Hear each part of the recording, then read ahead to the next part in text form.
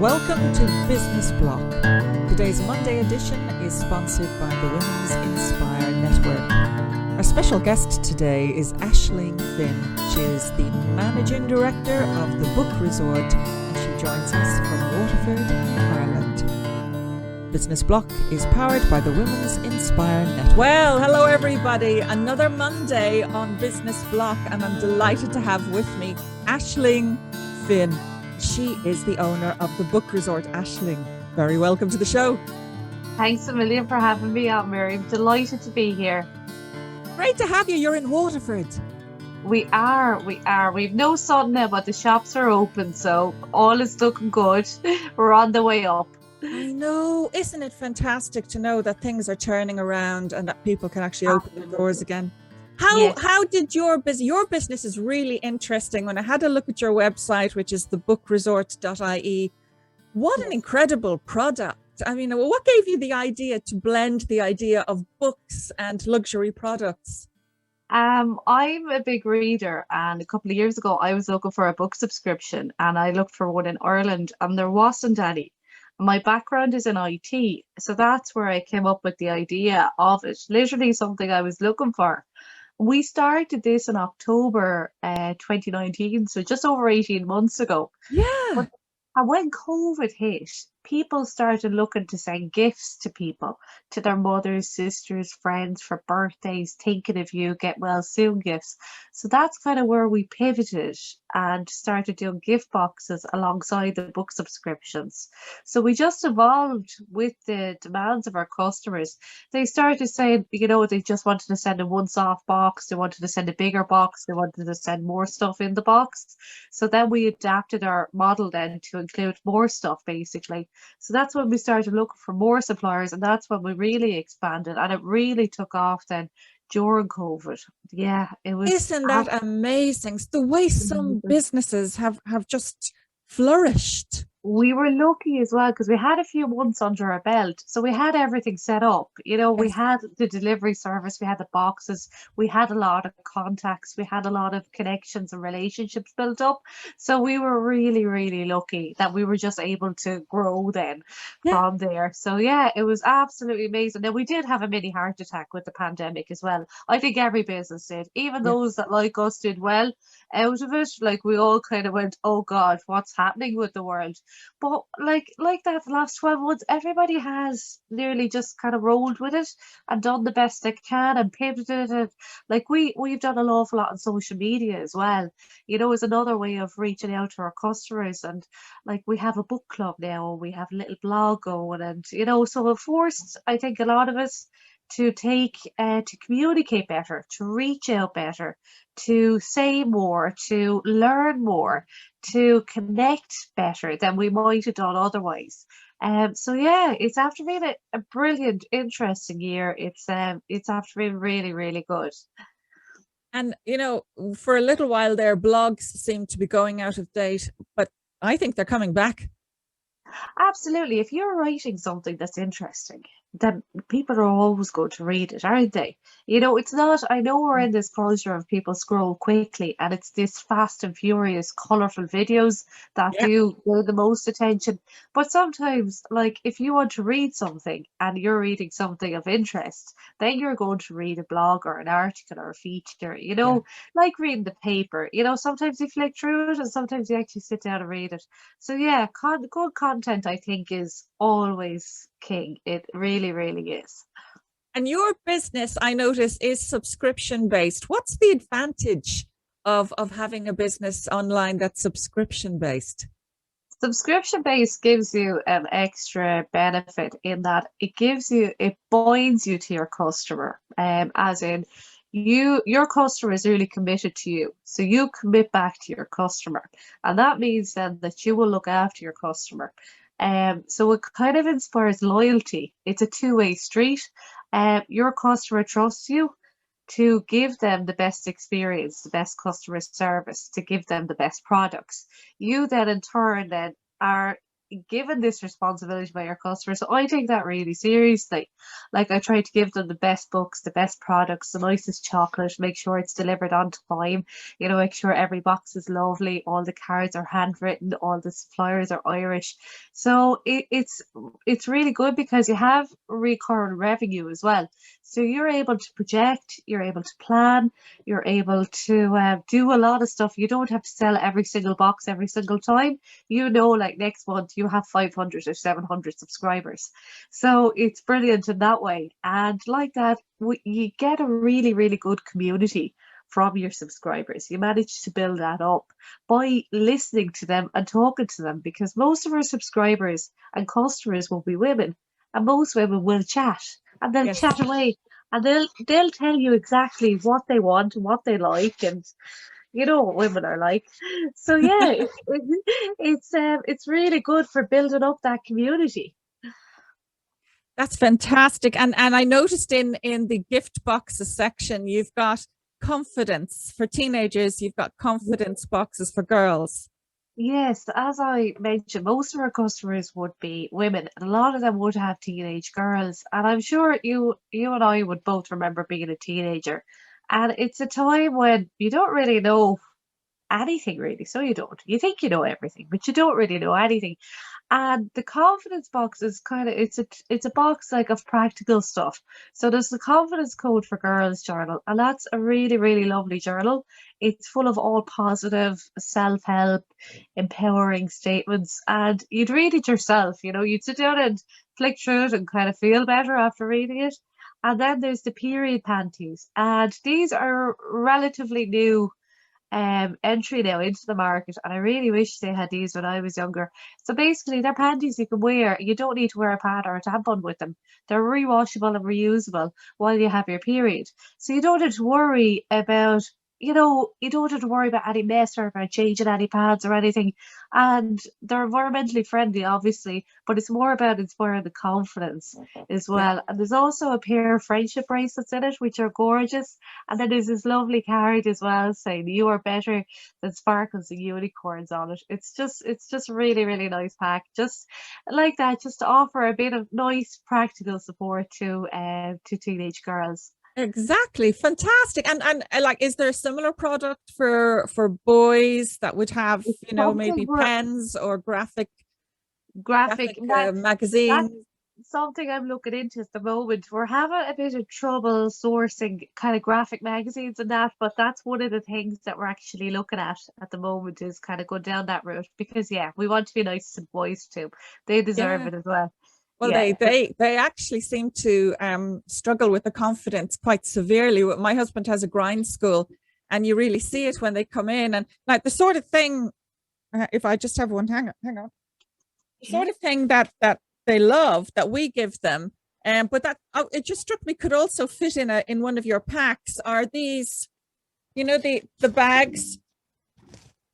So basically, they come in, they have their own books separate to their school books. They have their books for Okay. us that they keep in that bag, and that Okay. folds up so neatly. Lovely. It could actually go in a box. It just struck me Of it could course. be an option. Clear Cut Marketing Maybe are the people who do these for us. clear cut marketing, is it? Clear Cut Marketing, Mark Kerwin. Thank Um, you. and they do loads of products like that. They'll be very much focused on boys, but that could also fit into a pack. And I just Yes. noticed on your page, you look for vendors, Yes. which is we a do. page actually dedicated to that. That seems a really good marketing idea. Yeah, no, that's absolutely brilliant. Thank you for that. I'll definitely look into that. But yeah, we're always looking for new suppliers and new products to have on our page. Absolutely. So like I'd always say to people, reach out to me and we can have a chat and see if we think that will do well. So yeah, no, that's brilliant. Thank you for that. So it doesn't necessarily need to be a luxury good. The vendors could come from other walks. They could be from sport, or they could be from.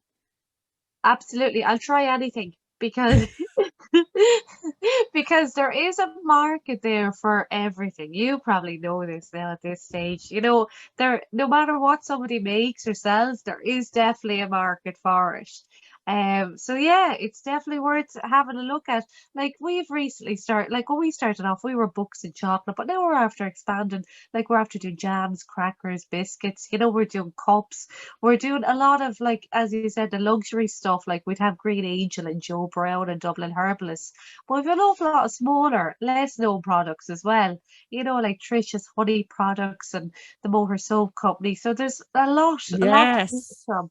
And they're not all technically luxury brands, but they are all really good stuff with really good ingredients in it. So yeah, definitely. So you have it broken down very nicely into, gifts for her, gifts for him, yes. teenagers. Would you then go weddings as well, christenings?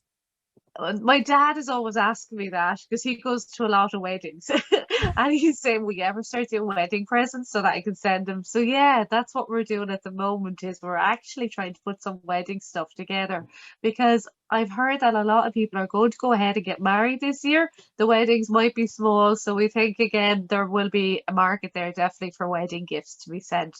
So yeah, I will definitely look into wedding gifts as well. Absolutely, absolutely. Now, your book club, that's very Yeah. interesting. So that's a It private members group.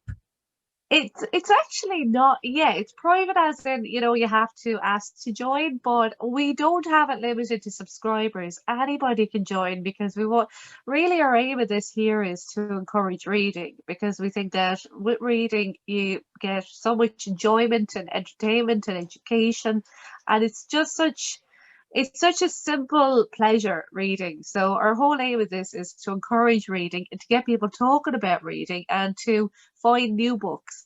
So a lot of our subscribers will be in the club, but a lot of people that are in the club aren't subscribed to us and, you know, are not even customers of ours. There's just people that we know on Facebook that have joined. So it's open to everybody. But what we do is we pick a book of the month and then people will buy the book and then they don't actually buy it off us like they buy it anywhere, you know, in Tesco or Easton's or wherever, and then we'll talk about the book then throughout the month and discuss it. But what else also happens is if people buy other books they'll start talking about them and recommending them to other readers, which is exactly what we want. You know, we Yeah, want it's a fantastic concept. it Sometimes some is. of the most brilliant ideas are actually kind of staring you in the face and you just never see them, Well, that's but it. You books, know, marrying books up with another product, it works. It it works so does. well. It does, it really works. And the book club is gaining quite a lot of popularity lately as well. Lockdown would have helped it as too, you know, because people were sitting at home. But not only that, we also we have a couple of authors and we sent them off questions and questions for them to answer.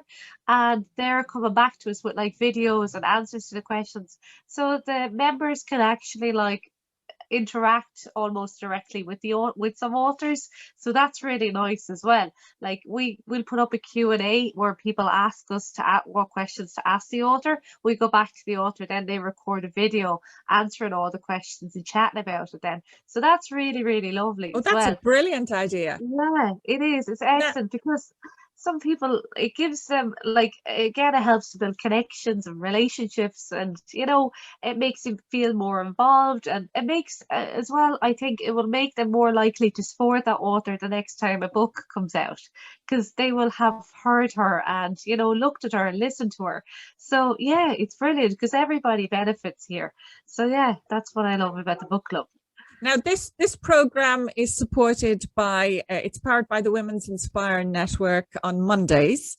The Thursday show isn't, but the Monday show is, and you're part of the Women's Inspire Network. How supportive have you found that to be?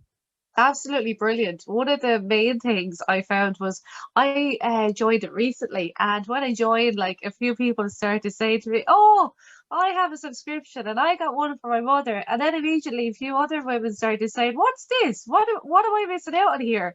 So immediately, we gained traction like from that straight away.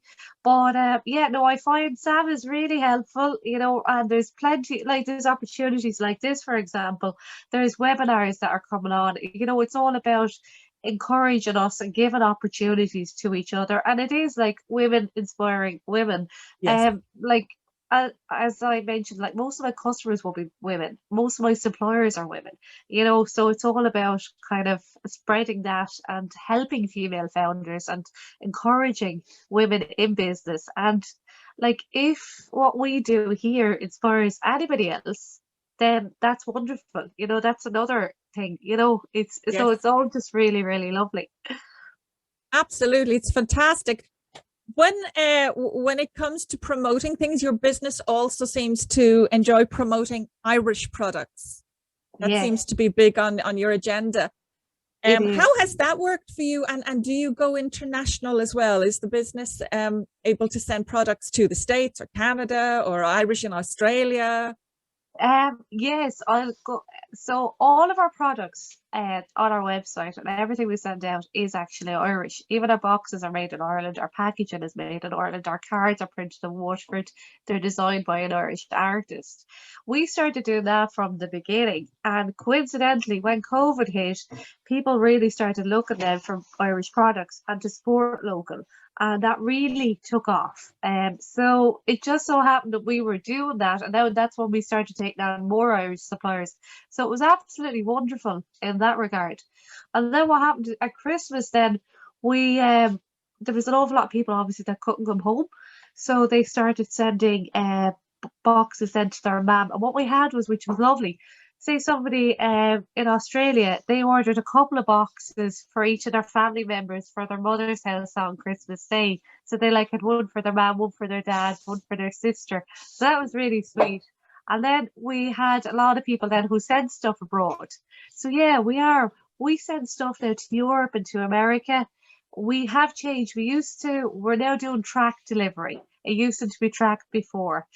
So yeah, now it's all tracked and it's all with a courier. But yeah, we're shipping now to North America and to Europe. We might expand further if the demand is there. But yeah, we're going abroad now. So yeah, demand for that is it's fairly constant because people do want to send gifts, you know, to people abroad, especially Yes. Irish stuff, you know, which they can't get quite easily. And what about Brexit? Has that had an impact yet on your business? It did and it didn't. The way it didn't really because not many of our customers were in the UK and we knew this was happening. So we were kind of saying to them coming up to it, do you want to continue? We don't know what's going to happen. Customs. So, but what happened indirectly was a lot of our suppliers will get their ingredients and their products from the UK.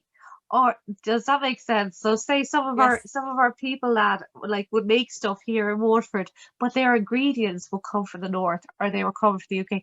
So there was a few delays and a bit of rejigging with that. But to be honest, we kind of knew what was going to happen. We knew there Yes. was people going to be caught short. So we had a lot of stuff pre-planned and pre-made for it.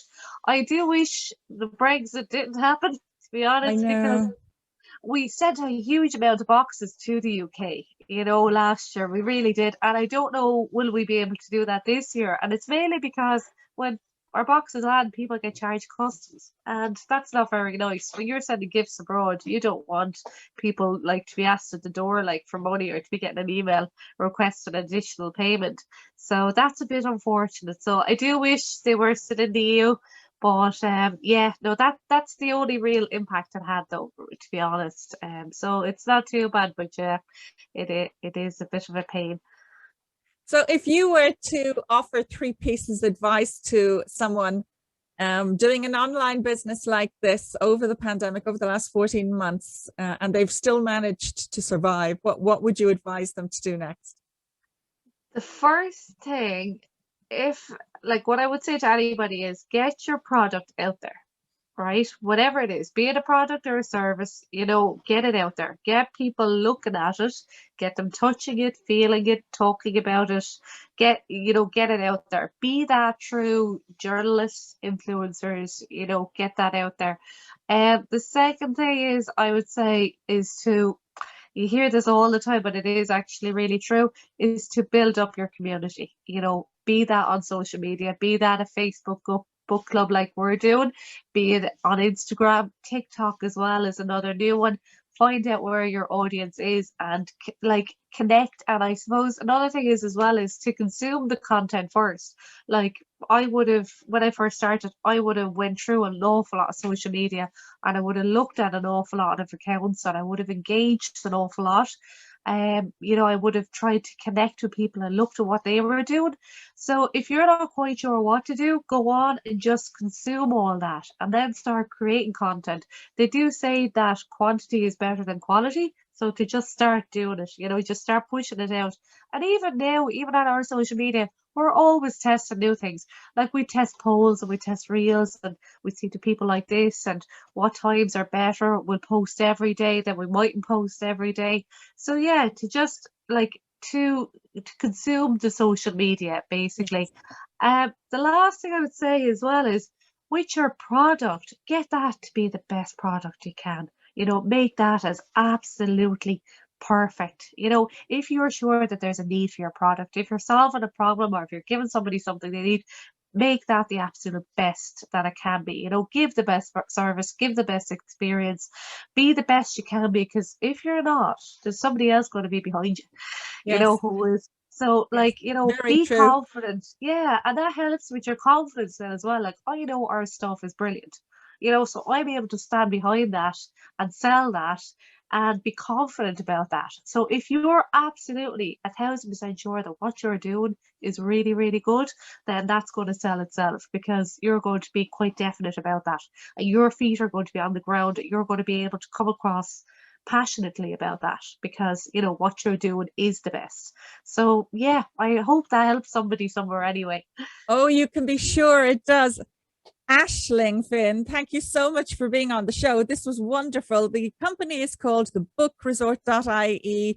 You have the social media feeds there, Facebook, Twitter, and Instagram. Zoom in on the screen there and pick up those handles. It's been a pleasure talking to you. Thank you so much for being on, Aisling. Thanks a million. It was a pleasure. Thank you so much. From everybody here on Business Block, see you next Monday, folks. Bye-bye.